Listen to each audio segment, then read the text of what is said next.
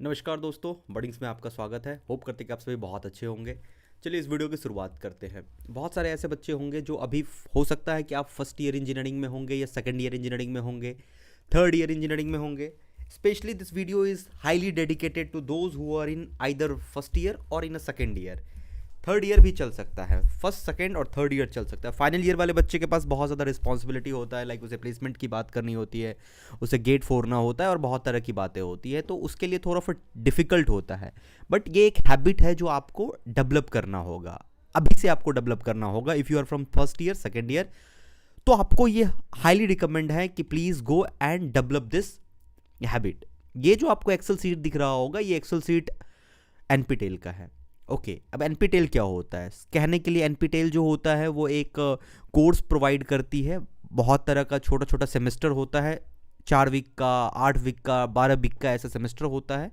Okay, and highly जो ये courses होते हैं वो आइदर किसी आईआईटीज़ के प्रोफेसर द्वारा फॉर्म्ड होते हैं या फिर किसी अच्छे रेप्यूटेटेड कॉलेज द्वारा होते हैं। ओके, मैं आपको हाईली रिकमेंड करूँगा, आपका कॉलेज में ये मैंडेटरी हैं या नहीं है इससे फ़र्क नहीं पड़ता है, पर आपको, अगर आप किसी आईआईटीज़ से नहीं है, नॉन आईआईटीज़ के स्टूडेंट हैं, तो आपको हाईली रिकमेंड है कि आप प्लीज़ इसमें से किसी एक कोर्स को, एटलीस्ट 1 2 3 बहुत सारे कोर्सेज को आप इनरोल करो। अब सवाल आता है कि इनरोलमेंट के वक्त कुछ चीज़ों का ध्यान रखना होता है, वो चीज़ें क्या होती है, मैं उस पर बात पहले कर लेता हूँ। जैसे लेट्स टेक एग्जांपल, अगर आप इलेक्ट्रिकल, मैकेनिकल, सिविल से है, तो आप सबसे पहले इसमें से ढूंढना कि कौन ऐसा सब्जेक्ट आपके गेट के सब्जेक्ट से मैच होता है।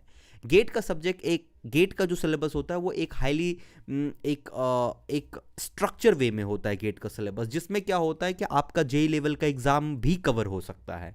तो अगर आप सिविल इंजीनियरिंग से है तो let's take these are examples, ये सारे कोर्सेज सिविल इंजीनियरिंग के अवेलेबल है।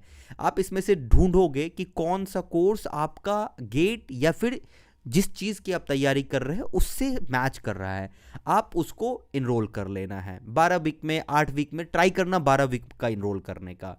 ओके, इसी तरीके से इलेक्ट्रिकल, मैकेनिकल वाले भी कर सकते हैं। Now let's come to the computer science. अगर इलेक्ट्रॉनिक्स से हो और आपको आईटी सेक्टर में आना है तो आपको कंप्यूटर साइंस के सब्जेक्ट पढ़ने ही होंगे, और कंप्यूटर साइंस के सब्जेक्ट काफ़ी अच्छे होते हैं एनपीटेल पे। आप एक बार ट्राई करके देखना, आपको बहुत सारी चीज़ें समझ में आएगी, इन डेप्थ समझ में आएगा।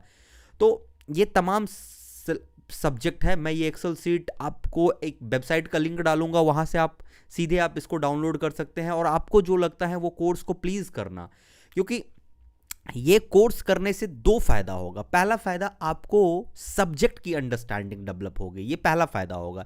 लेट्स अगर आप डेटा साइंस में करना चाहते हैं तो data science with Python, IIT Madras के प्रोफेसर है, 4 वीक का है। ओके, अगर आप कंप्यूटर साइंस से गेट की तैयारी कर रहे हैं तो आपको पता है कि गेट में डेटाबेस सिस्टम का एक सब्जेक्ट है, तो आप इसको इनरोल कर सकते हैं, ठीक ना। इस तरीके से आपको मशीन लर्निंग का करना है तो आप इसको इनरोल कर सकते हैं।